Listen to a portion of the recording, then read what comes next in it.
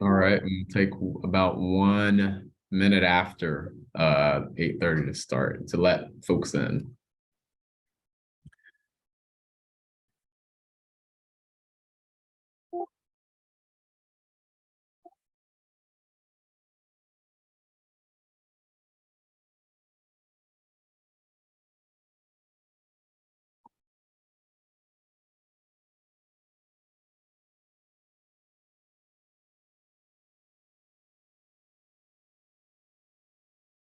All right, we're going to let folks in a little bit more and then get started in about 1 minute.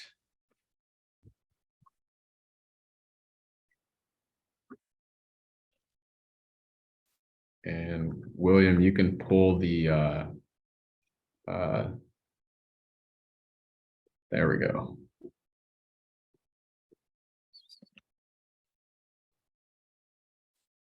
Okay, we'll give it just a little bit more time and then we'll get started. Everyone who is joining, please mute yourself. If it'll work. Please mute yourselves if you are joining.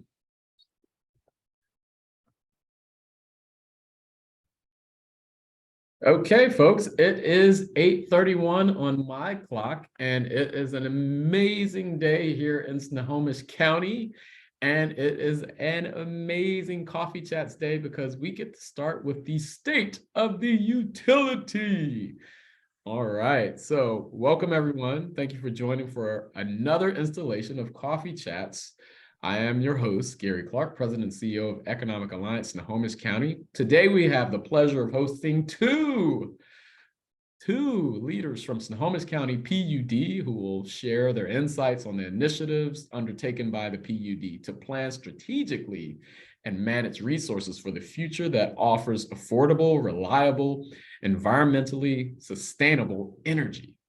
During this discussion, we'll gain an understanding of how the PUD prepares for clean energy regulations and electric vehicles, and also sustains innovation and innovative projects such as the Arlington Microgrid to strengthen and update the electricity grid. So now, please welcome CEO John and GM John Haarlow from Snohomish County PUD. John, welcome. Thank you, Gary. It is awesome to be here. Really excited to be able to chat with everyone this morning.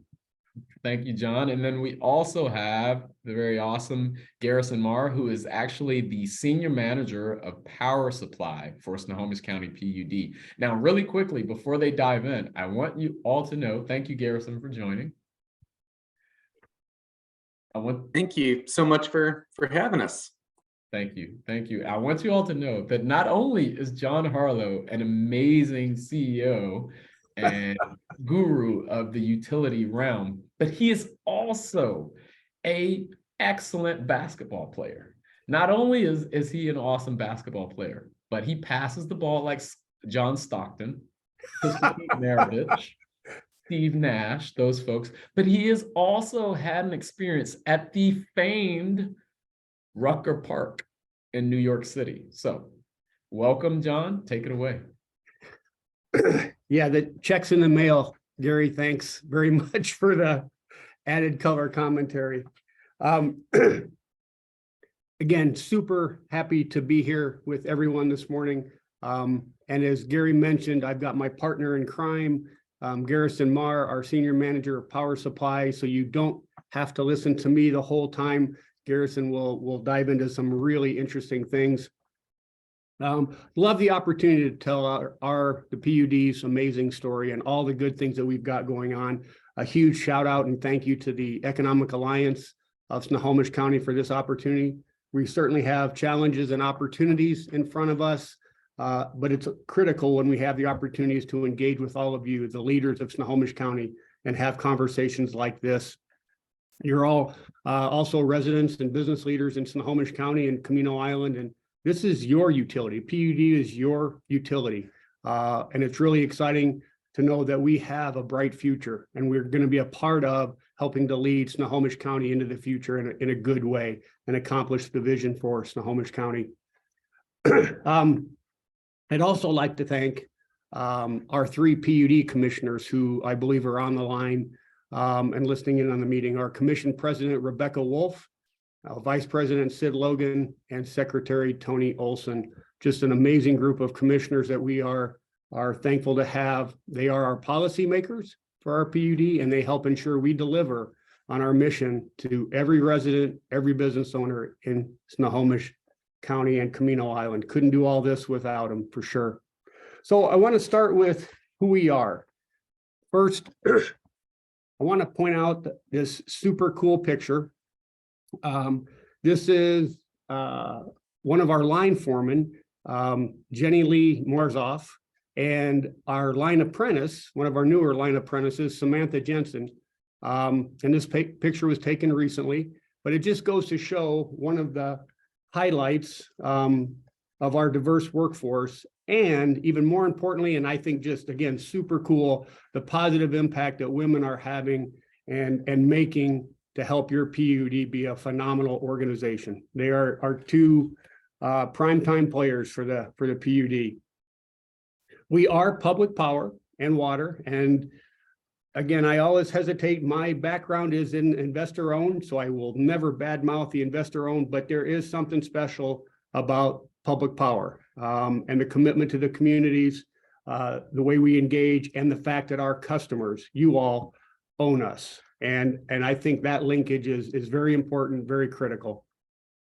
We were created by a vote of the people nearly 86 years ago, and our mission remains the same, and that's to provide safe and reliable, affordable, and environmentally sustainable power and water to our communities.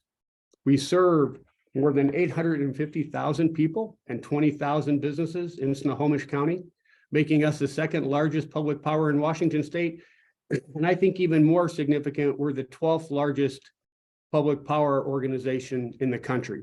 And that puts us really in a unique position to shape both policy regionally, statewide and regionally, but also nationally. We are engaged in a number of industry groups that has influence in DC and our business going forward. And that's hugely important.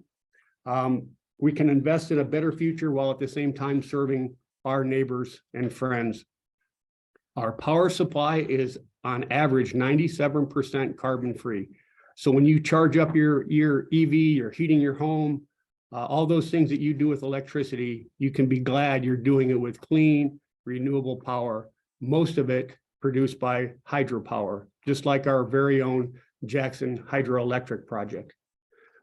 And we have an amazing diverse group of more than 1,100 employees that truly are, and I mean this sincerely, some of the smartest and most dedicated folks that I've had the pleasure and honor of working with throughout my career. And I've been in a number of different places across the country. We really have folks that I think represent our customers and our communities in a great, great way. Well, let's talk a little bit about the utility of now. And I really love this graphic, and some of you may remember, but this graphic that we put, we've used this graphic for the last few years.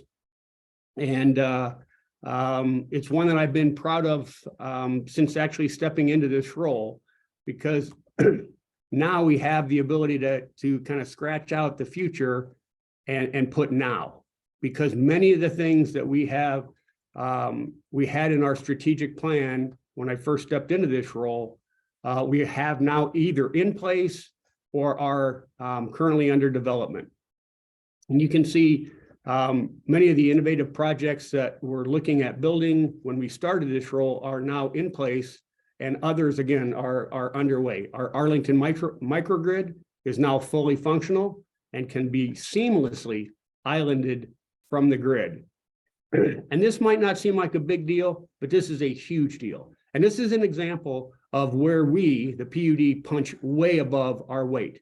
I mean, in the big scheme of things, we're not a large utility, but man, we make a big impact. This problem, this mystery of being able to take the microgrid on and off the actual main grid without a blink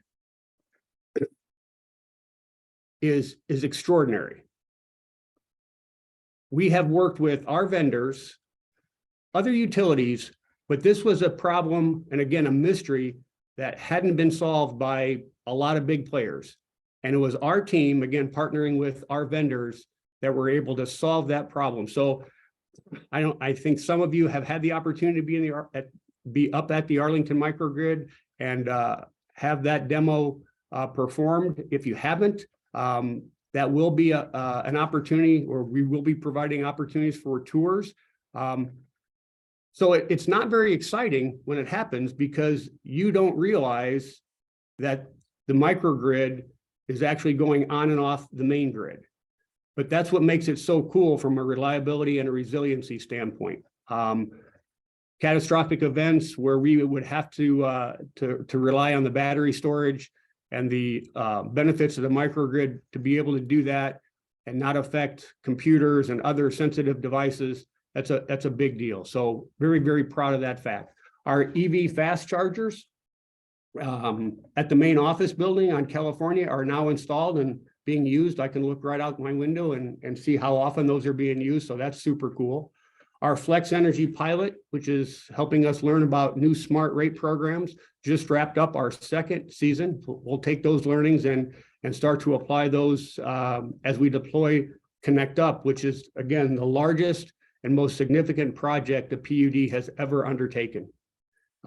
We've had some supply chain delays on getting meters primarily, but we will be ramping that back up this year as we start to get some of the meters in, and that will be ramped up to full-blown deployment throughout this year and over the next couple years. And the Connect Up project is really the cornerstone of the utility of the future. It's a big enabler for us to be able to do a lot of the things from a technology standpoint, and the opportunities, the services that we'll be able to provide, the reliability improvements. The Connect Up program is a big deal. We're also helping fuel electric buses for our community transit and Everett Transit. And I have to put in a special plug here. I am so thankful for and proud of our partnership with the city of Everett and community transit. And thank you, Cassie and Rick, for all your help and the partnership that we have. And we're proud of the fact that we are helping move our customers and communities into an electrified and more environmentally sustainable future. It is just, again, super exciting. And the future is electric. This has been made, there has been much made recently about the electric revolution, and we are here for it. I mean, come on, this is what we do. This is our wheelhouse. We are very, very good at it. And that's what makes it exciting. It isn't the boring old utility of yesteryear. We are moving into the future in bold ways, and very proud of that fact. And Garrison will talk more a little later on what it means for our power demand and how we plan to meet it. But know that the future truly is electric. And I'm here to say that in the future, many of us, really the majority of us, will have an EV. Because of the state policy and market shifts within the auto industry, electric vehicles are poised to explode here in Washington and really throughout the country. We recently just tripled the amount of EVs we expect on our roadways, and that we'll have to be able to serve by 2045. And we're seeing more and more customers switch from inefficient heating systems to efficient heat pumps. Instead of buying a gas stove, many folks are turning to induction cooktops to make dinner. More and more new construction in our service territory is being built all electric. And as I mentioned earlier, advanced meters are at the center of all of it. These new meters will give customers more control and information, eventually an opportunity to take advantage of smart rate programs that will incentivize them to use energy at off peaks. And then the future, the vehicle to grid, which I'll touch on a little bit, and Garrison may even touch on, where our customers can actually dispatch their electricity from their EV, from their power wall back onto our grid, and that two-way flow of power to help us keep power costs down and the grid more reliable and resilient. That's cool stuff. The future is also carbon-free. We are lucky to live in a region that has abundant hydropower. Because of that hydropower, the PUD is a leader in carbon-free energy. With clean energy mandates on the horizon, we are in a good position to meet them. And Garrison, again, will talk more about how we continue our track to meet our 100% carbon-free energy supply with the growing demand for electricity. The recently passed Inflation Reduction Act will help us on this path to 100% clean, as direct payment incentives will help us build battery storage projects that will assist us in integrating renewable energy onto the grid. And with this carbon-free energy, we are powering clean transportation, like, again, the Everett bus transit, ferries, big rigs, fleets of electric delivery vans. The amount of EVs and the amount of electrification that's going on and is coming towards us is significant. But that's what makes it cool. The future is cool, especially for the utility. The giant lithium-ion battery in this picture is part of the Arlington Microgrid. These giant batteries will not only help us integrate more carbon-free renewable energy onto the grid, but they will help power facilities in case of emergencies. The project combines solar power, battery storage, and smart inverters to create a set of buildings that can be islanded seamlessly. And if you haven't driven an EV yet, you should. They're a blast to drive. They have amazing torque. Not that I'm a gearhead or anything, but it's kind of sad to think that they are actually more powerful, quicker than the old gas turbines, or gas powered motors, but they handle well. Best of all, you can pass right on by the gas station. And if you've seen the new Ford F-150 Lightning and how you can plug that into your house, I mean, come on, that is super cool. In the future, the vehicle to grid technology will allow you to shift your energy usage and power your house during an outage.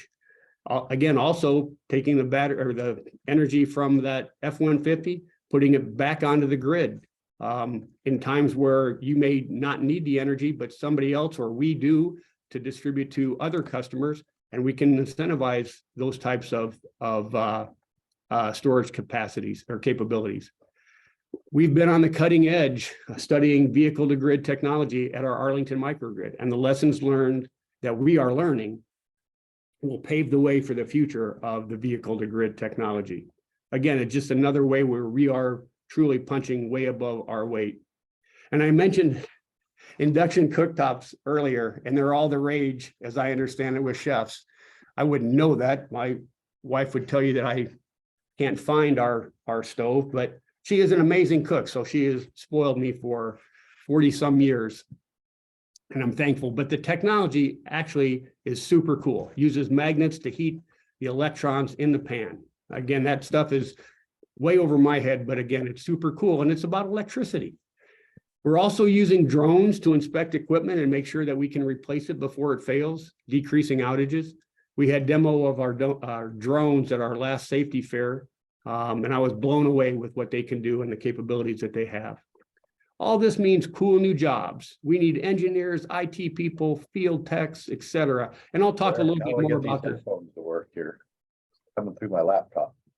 I'll talk a little bit more about some of the workforce opportunities and workforce development going on, but again, super cool opportunities, which all leads up to strategic planning. And this I am super, super proud of with our folks at the PUD. This has been a couple year process and project, but the path really into the future, it all starts with our strategic plan.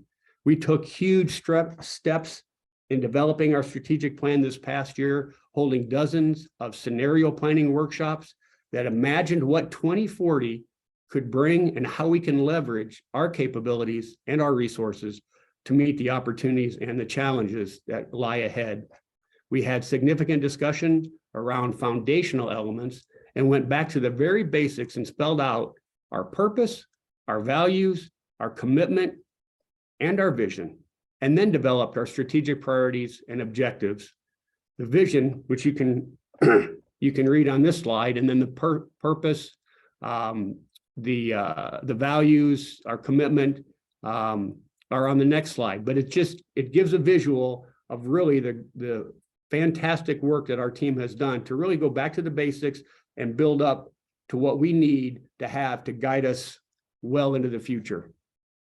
And all that work resulted in a strategic plan recently adopted by our commission. And I'm excited now to see the plan put into action and what the future will hold. And that all comes up to how we'll power the future. Going forward, we are developing action and operating plans around 5 key strategic priorities, those that you see on the slide. That's bolstering operational reliability and resiliency. In other words, keeping the lights on and the water running, enhancing and evolving our customer experiences, actively helping our communities thrive, including economic development opportunities. How do we partner with each of you and the rest of the community to really make the businesses that are here and attract and recruit other businesses that will help us accomplish our vision for the future of Snohomish County, building a sustainable future within our communities and creating the culture and capabilities needed for that future, meeting a workforce inspired and excited with all the tools and capabilities necessary for us to accomplish our mission.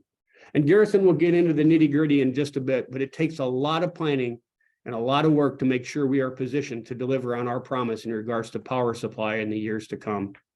It not only means we must have enough power to meet our customers' needs, but we must secure our infrastructure to ensure resiliency, meet our customers' increasing expectations, engage with our communities, drive economic vitality, and develop the workforce of the future. And I have no doubt that we will meet this challenge and do it in a way where we will continue to be considered among the best of the best utilities in the country. Super proud of that. So first one, the bolstering operational reliability and resiliency. And this really is just a blocking and tackling for us. And we were tested on this in a big way this past November. If you all recall, we had a significant storm in November of last year. And we know that those types of storms, significant storms, really any storms, is trying for our customers. We had more than 280,000 of our 375-ish thousand customers lost power in that epic storm last November. And that's,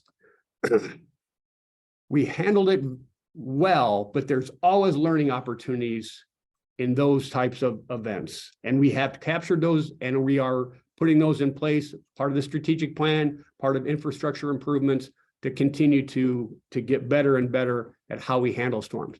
But being in the Pacific Northwest and that storm, other storms, the vast amount of trees, the size of the trees that we have, and we spend over $7 million a year on veg management and tree trimming. And we really try to maximize that investment, that spend, to be the most cost-effective way that we can mitigate tree outages.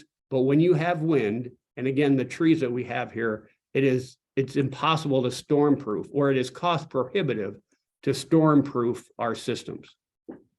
But that doesn't mean that we won't continue to invest in our infrastructure to reduce the number of outages that we have during storms or even blue sky days, and the length of those outages. And the length of the outages is probably where we have as much opportunity in how we continue to enhance our grid. And I'll touch on that in a little bit more in detail. We are working on ways to improve our processes and improve and replace our infrastructure. One example, again, I had mentioned the drones, but they can access hard to reach equipment to inspect it and then make sure we can replace that before it fails. Last week, we turned on our first distribution automation project in Arlington, and this DA equipment will give us remote access and allow us to control devices in the field, so we don't have to wait to roll a truck. And the future of that is what is called a self-healing grid, where a tree comes down on a line and we can isolate that automatically through the system relaying, and will restore the customers that can be restored, and then isolate so a much smaller number of customers. The rest can be restored within a matter of a few minutes. And I mentioned our Connect Up program earlier, and it's something I'm, again, super excited about. These are new meters, will not only give customers more information and more data, but they'll actually help us, the PUD, identify and respond to outages faster and restore or reconnect power much quicker. We're building the infrastructure to serve the future. New and upgraded substations will provide increased ability to serve growing communities like Stanwood and Monroe and Smoky Point. New technology and equipment that can automatically, again, heal the grid will decrease outage times, and especially in highly impacted regions like Darrington, Index, and Lake Goodwin. We're building a new transmission line to bring backup power to Camino Island and continue to bolster the reliability up on Camino Island, which is one of the areas that has kind of the greatest exposure to wind. And as we all know, there's a lot of trees, big trees on Camino Island. And again, I'll mention the veg management. It's important not only from a reliability perspective, but also from a resiliency and wildfire mitigation perspective. And many of the upgrades that we are doing on our system are also to address wildfire risk. So next one is increasing customer expectations, or we have an increase in customer expectations. The better we get, and this is normal for all of us, the more we keep the lights on, the more we are expected to keep the lights on. That's not a bad thing, because that continues to elevate or raise the bar for us. And that, again, is inspiring, and that challenge creates opportunities for us to continue to pursue excellence and be the best of the best.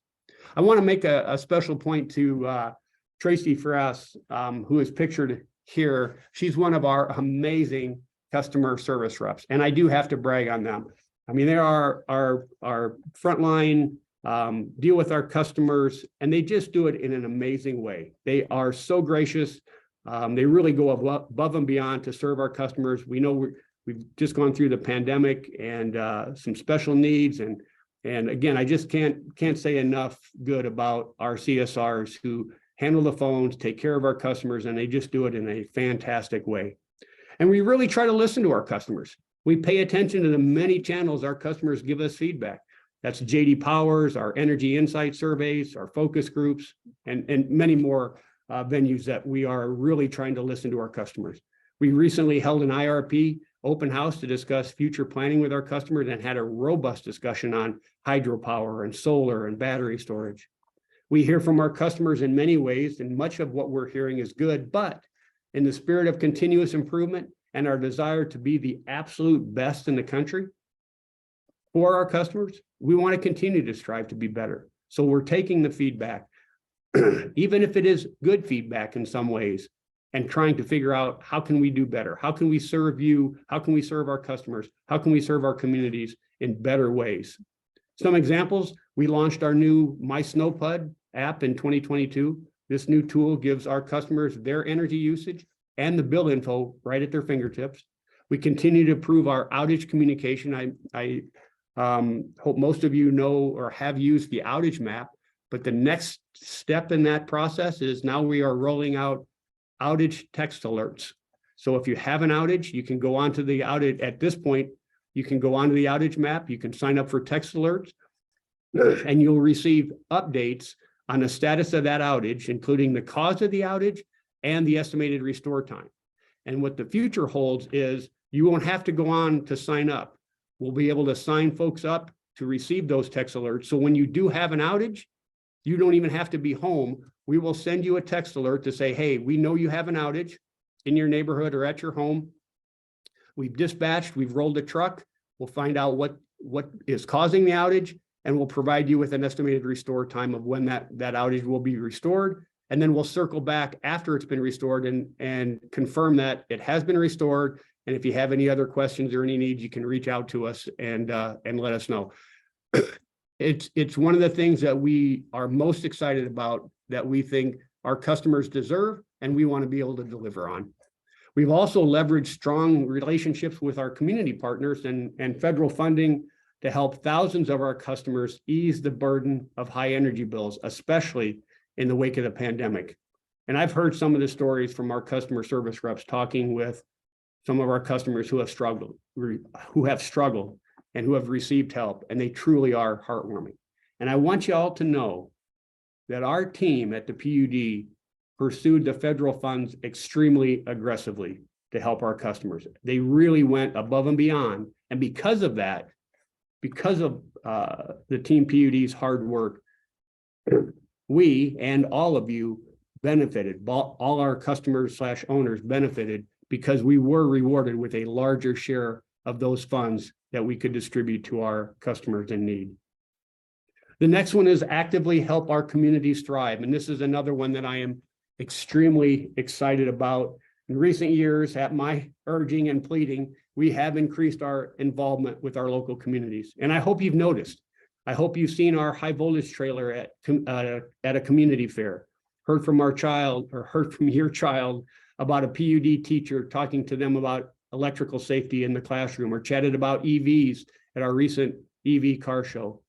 Last year, we held our first Run for Warmth in Snohomish to raise money for our Project Pride to help customers who have trouble paying their bills. We also welcomed customers to our headquarters for a holiday lighting exchange to give away free holiday lights for their tree or house. Last year, we held an open house at the site of our next community solar array near Walter Hall Park. It was a great way to engage with the neighbors and talk to them about the great benefits from improved reliability to financial assistance that project will deliver. Coming up soon, and I'll talk a little bit more about this at the end, is our energy block on Earth Day, our energy block party on Earth Day. Promises to be an extraordinary event. There'll be a touch a truck event for the kids and grownups to get close to the PUD rigs, other first responder trucks. We're talking about bucket trucks, fire engines, snowcats, more. There'll also be an EV car show featuring some of the newest and most innovative EVs on the market, as well as a few electric bikes. Inside, we'll have booths with information and experts on hand to talk about residential solar power, job opportunities, conservation programs, Connect Up, our advanced meter program, and much, much more. It should be a lot of fun. Next one is building a sustainable future. I think I'm overrunning my time, so I'm going to go through these relatively quickly so I can hand this off to Garrison. Working with our community partners, as I had mentioned earlier, talking with elected officials, partnering with them as the communities grow. We collaborate with large businesses to identify ways to better serve them, how to help them electrify their fleets, how to ensure they have the power they'll need, help them to conserve energy. We work with small businesses every day to help them lower their operating costs and save energy, like the Snohomish Senior Center in the picture here, and the new Amazon facility, which was a really hallmark project when it comes to that building being built with energy efficiency processes and elements right from the get-go. We're working with the Tulalip tribes right now on multiple feasibility studies on microgrids that can help make their buildings more resilient to emergencies and keep the lights on for their critical infrastructure. And we're partnering, or these partnerships are crucial for us fulfilling the mission and vision for the PUD within our communities. And then the last one is, for the next one, before I hand it over to Garrison, is creating the culture and the capabilities for our workforce. As I mentioned a few times earlier today, we are working hard to develop a strong workforce that will build the future. Our apprentice programs, which you can see in this photo, are massively popular. We had more than 500 applicants to our last line apprenticeship openings, but it's more than linemen. We need experts in all things electric and water utility. And again, these aren't just boring utility jobs. These are jobs that come with the need for creativity, for innovative thinking. Really, the future will be fun to be a part of. And I'm super excited. And this is one of my passions as well, is really creating a culture where people feel welcome and valued, and they can come every day and feel that they're a part of delivering on our mission to serve our communities and our customers in great ways. So super excited about the future of our workforce. I'm going to hand it over to Garrison. And I apologize, Garrison, I burned up too much time, but I'm going to turn it over to you and let you go. Hey, thanks, John. I really appreciate it. And, there's a lot of exciting stuff going on at the PUD, so I totally get that we'd have a lot to share there. I also recognize that we have about 10 minutes before we get into the Q&A, and I'm really looking forward to those questions and that discussion. So I am going to give you the headline version of these next slides here. And I'll spend a little bit more time on this particular slide, but we'll go through the rest of them at a pretty high clip. So, I'll give you the headlines first for what power supply planning looks like here at the PUD, and what I would hope the folks on this call would walk away with. The first thing is that we are always proactively planning to meet our community needs. A question that I get all the time is whether the PUD will be prepared for the coming electrification load, and whether that will have a big impact on our rates or our ability to be a reliable electricity provider. And I'm here to tell you today, we will not be surprised by the coming electrification load. We've been planning for it for years. It is absolutely a part of our long-term plans. We will meet that challenge, and we will continue to do it with some of the most affordable rates in the country. So that's what you can count on from us. In terms of our goals for power supply planning, those also haven't changed. Our goal continues to be safe, clean, affordable, and reliable electricity. So nothing changes in our game plan. We just have a different scale of challenge to meet, and we absolutely will do it. The last piece is, power supply planning is not just planning, it's also doing. And we have been making significant investments for the future for a number of years, and we will continue to do that. So we are in the act of planning for the future and investing for the future, and that will continue as well. So I just wanted to make sure that folks walk away from this understanding that your PUD is working on your behalf to take on our community needs, and we are up for that challenge and looking forward to it. So I want to explain a little bit about how we do that, and we do that through these 2-year power plans, right? So every 2 years, we develop and tune these plans that update our vision for the future and what we need to invest in to keep those low rates. When I was working in housing development in Georgia, my boss there used to always say, I'm sure you've heard this too, right? You can do it right, you can do it cheap, and you can do it fast, but you have to choose 2 of those, right? At the PUD, we always want to make sure that we're doing it right? This job is too important not to. And we need to make sure that we are doing it cost effectively for our customers that depend on us, the businesses that depend on that as well. The way we address doing it fast is to continually be in the process of planning so that we're not surprised and we don't need to ramp up for something unexpected. So this process helps us do that. And we have started this process for a plan that we intend to adopt by the end of this year.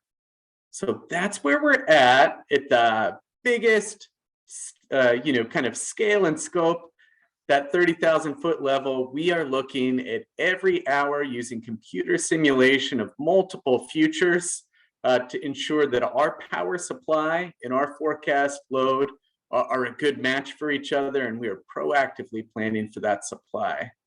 And just to be melodramatic, because it's fun on a Tuesday morning, I'll give you some numbers here as well.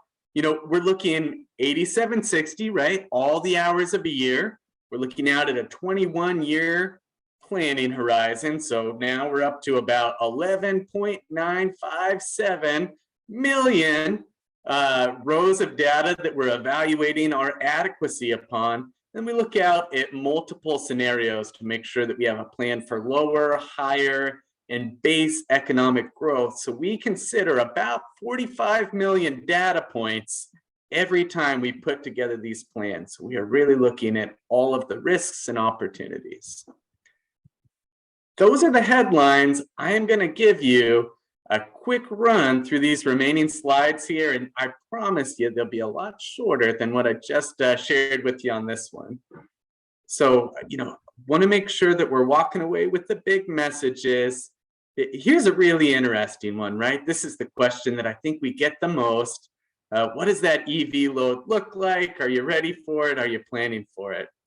This EV growth forecast that John mentioned is growing, and it's higher than some of our previous forecasts were. That's because of policy changes. So we know what this looks like. We are planning for it. We will absolutely meet this need.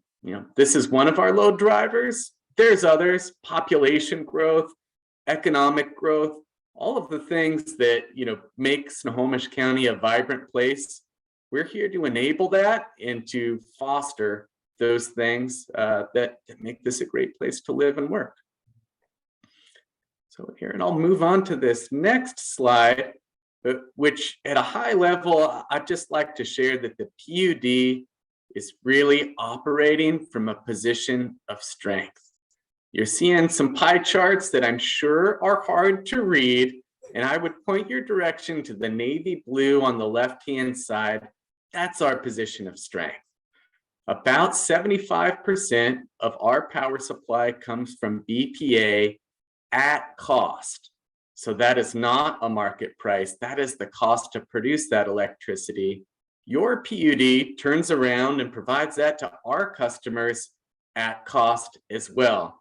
That is an overwhelming majority of our power supply, and that is a terrific deal. That is one of the reasons that we have the lowest rates in the country, and it's one of the reasons that we are well prepared for the coming load growth that's headed our way. It's something that we've accommodated in the past. It's something that we will definitely plan for and meet in the future too. Now, when we look at the big variables for our power supply planning here, of course, the load forecast is a big part of that. The resource options and the resource costs are also a big part of that. And as a headline here, I would like to share that we have more options than we've ever had before, and we have the opportunity to pursue those options at lower costs than we ever have before. Now, part of the reason for that is the Inflation Reduction Act that was passed this previous summer that can provide tax credits that reduce the cost of some of these assets by up to 40%. Now, that doesn't mean that all projects will get that 40% tax credit, but that is a huge new opportunity for adding future resources that we just did not have before this previous summer. So it's something that's that we're really looking forward to and is a good match of what that future load growth looks like and this future supply could look like for us. Great opportunity. I'm not going to get too much into that particular slide in the interest of time. Aaron was reading my mind, advancing the slides here. But I do want to share that we don't look at one static future and make one plan based upon that. We do quite a few scenarios. We use Monte Carlo computer simulation, and we really look at the totality of our risks and opportunities and set forward a balanced resource strategy that helps us have a flexible approach to the future so that we can keep those costs low and make sure that we're meeting our reliability and affordability goals. And we're not just planning for the easiest periods to serve, we are planning for the most difficult periods to serve. One of the reasons that we do that hourly analysis that results in those 45 million plus data points that go into our power planning is that we are looking for those hardest to serve time periods and developing smart strategic approaches to serving those periods. And they've happened more recently than you might have guessed. This past December, we wound up with the highest demand since the early 1990s. And you can see in the graph on the right what the shape of our load profile looks like. We've got that morning peak and that evening peak, but some opportunities with some of this lower overnight demand. So we're taking a look at those risks and opportunities, which points us towards the next slide in some of the investments that we're making now, and we'll continue to tune these investments as we look towards the future. One thing that I'd like to mention is that all of these investments are local investments here in Snohomish County. The first one, conservation, that's just a reduction, right? Through incentives. You've probably seen the big bus ads out there driving around. That's an investment in real property, real families, real businesses in Snohomish County. That moves that load profile down a little bit. We're also looking to develop the largest battery energy storage project in the Pacific Northwest currently. That is an opportunity to take some of the renewable energy from those overnight periods when that load profile is a little lower and redeploy it into those periods when that load profile is a little bit higher. So that's a great way to optimize our portfolio, take advantage of new technology, those new tax credits out there, and keep our costs low, keep our electricity reliable. And we're also looking at demand response or flex rate programs that use AMI to provide our customers with more options for the bills and billing structures that are the best for them. If we can offer incentives for our customers to move their load into those lower cost periods to serve, then that will give us the opportunity to provide an incentive, reduce our cost of service, and create a win-win in Snohomish County and Camino Island. And that's what we're looking to do. So those are our near-term points of emphasis.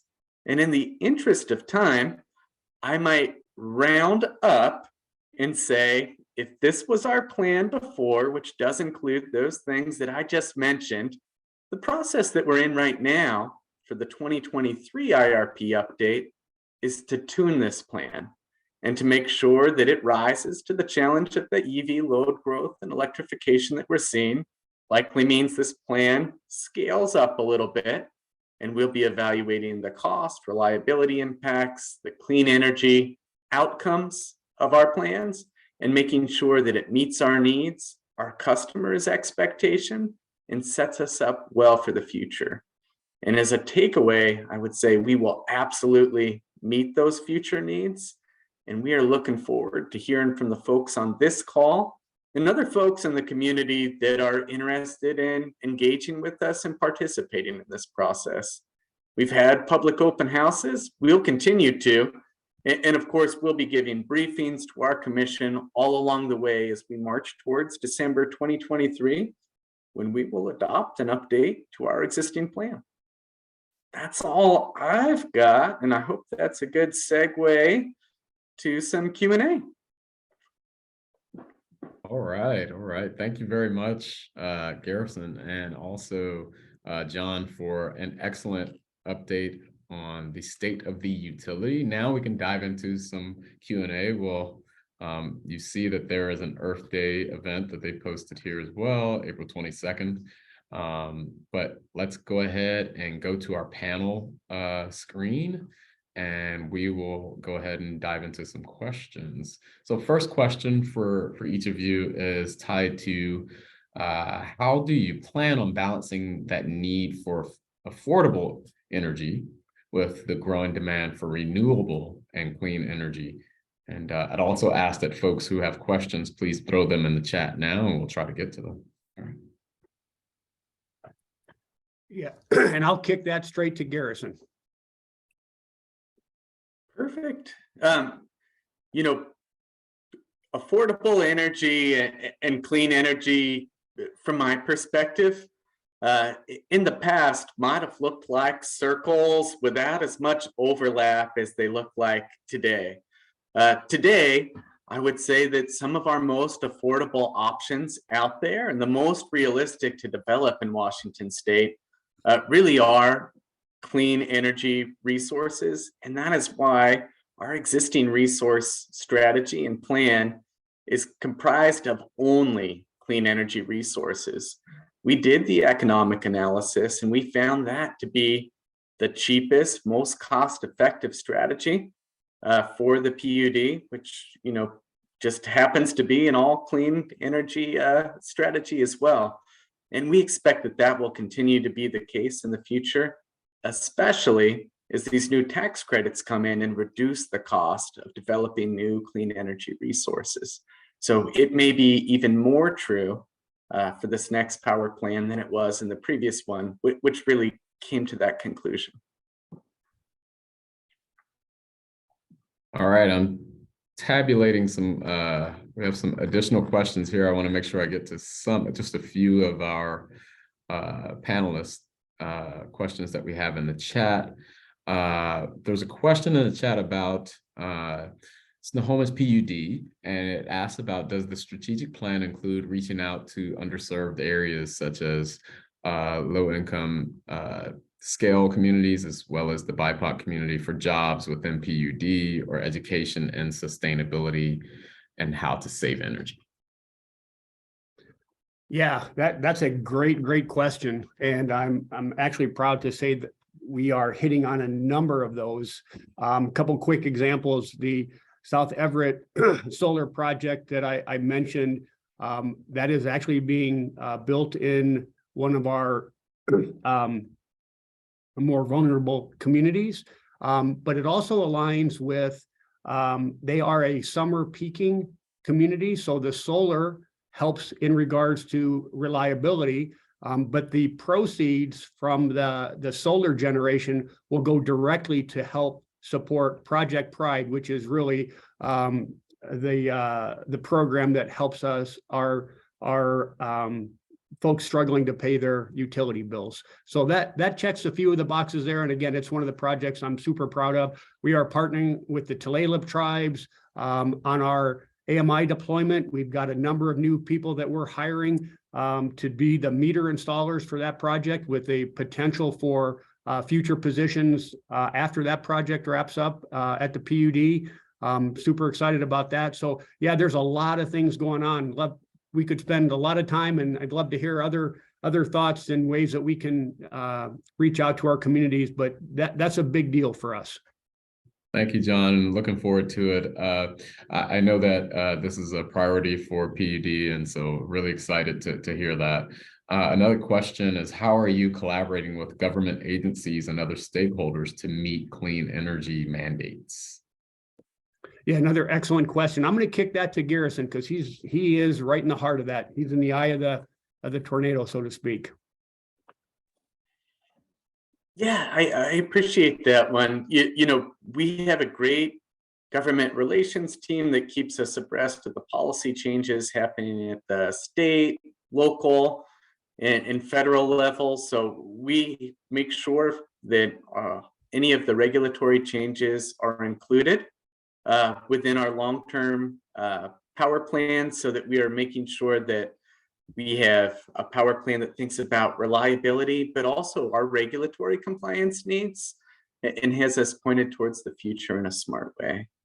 You know, that's one of the reasons that, you know, our last power plan, we have really set out that we will only add clean energy resources for the future. Part of that came through a 4-month process where we worked with local kind of business leaders, local government leaders, and set out to identify the risks, the opportunities, and the expectations of what that future power supply would look like. And I'll just pile onto that a little bit. That Garrison is absolutely spot on, but I really want to give a shout out to our government relations team. It's Kim Johnson, Brenda White, Quentin Harrington, Ryan Collins. That team is, again, just phenomenal at engaging with, you know, local stakeholders, local electeds, the statewide, the governor's office, legislators in the state, and at the national level. And we really have, because of their hard work and the credibility that they've built for Snohomish in those areas or those venues, we are able to put our fingerprints on how that looks and how the legislation is crafted. And that really helps us. It helps our communities, it helps our customers, and it helps our industry pairs and how those laws are developed and how we can implement those, and not just the laws, right? The other things that are ongoing on how to balance clean energy and our strive for carbon-free power, environmental sustainability. All those things we all want that, but we've got to be methodical on how we get there in light of the costs and other impacts. Outstanding. I'm going to take another question from the chat, and then we'll probably have time for one more closing remark from each of you. So lots of changes in aerospace in Washington State. Any insights on electric airport changes at Arlington or Payne Field? So, Gary, I'm thinking that is more specific to electric airplanes. So what I can say is, and we've actually had great conversations, and another just phenomenal partner for us is Barb Colbert up in Arlington, and she is very well dialed into this. And we do have some of the manufacturers in the area, and we are doing all we can to help serve and support those businesses. Nothing, at least from that I can think of, specific to the airports themselves. I actually serve on the Future of Payne Field steering committee, and I'm trying to kind of think about any ways that there's connections there, and there's not around, specifically around electrification of planes or the aerospace industry, but I know there is a lot of activity in our community, which is, again, is super cool, and we're doing what we can to support that. But that, I don't know if that answered the question very well, but I know there's others that may be able to. Garrison, I don't know if you have any thoughts on that. We're always monitoring all of the, potential sources of electrification there, which includes fleet vehicles and other sources beyond just passenger vehicles. It might be worth noting that we are in the process of expediting a substation build adjacent to the Arlington Municipal Airport, which will help us more quickly absorb potential growing loads in that area. All right. It sounds like there's a comment in the chat just to highlight what the question was tied to, kind of non-aircraft infrastructure due to reduce GHG. So I think we'll probably just have to sit on that one, but I do want to squeeze in one last question from Laura at the Port of Everett. Does the PUD plan on owning or operating publicly available EV charging stations? If so, how does an entity get into the program with you? I'm going to answer that very quickly. The best thing to do is engage with our team on our EV infrastructure.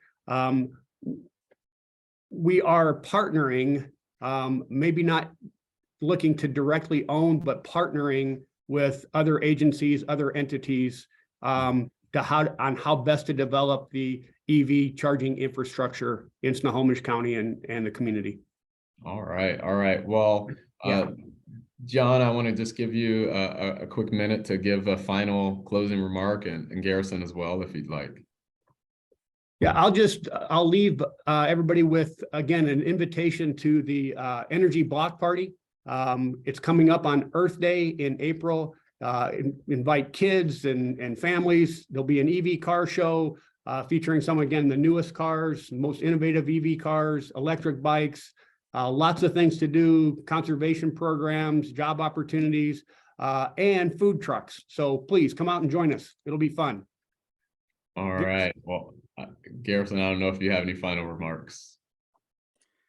I'll keep it short. I just want folks on this call to know that we're absolutely planning for that future growth. That's what we think about all day long. We're ready for it. We're excited to serve our community. That's what we're here for. So thank you so much for the chance to share that. Absolutely. Thank you both. Thank you, Snohomish PUD, John and Garrison, and all of you who joined. I'd like to, again, thank you all for listening to a very important discussion on PUD's initiatives and its strategic and resource planning to ensure our future for affordability, reliability, and clean energy, and their plans for innovation going forward. Those of you who registered today on Eventbrite, you will be able to check your mailbox, and you'll see a list of references tied to the discussion, and it'll give you an opportunity to link to the recording if you want to look back at the amazing things that John and Garrison said. Last but not least, I'd like to shift gears here. And John, I just want to ask you really quickly, talking about energy, what is your favorite drink of choice to get that energy during the day?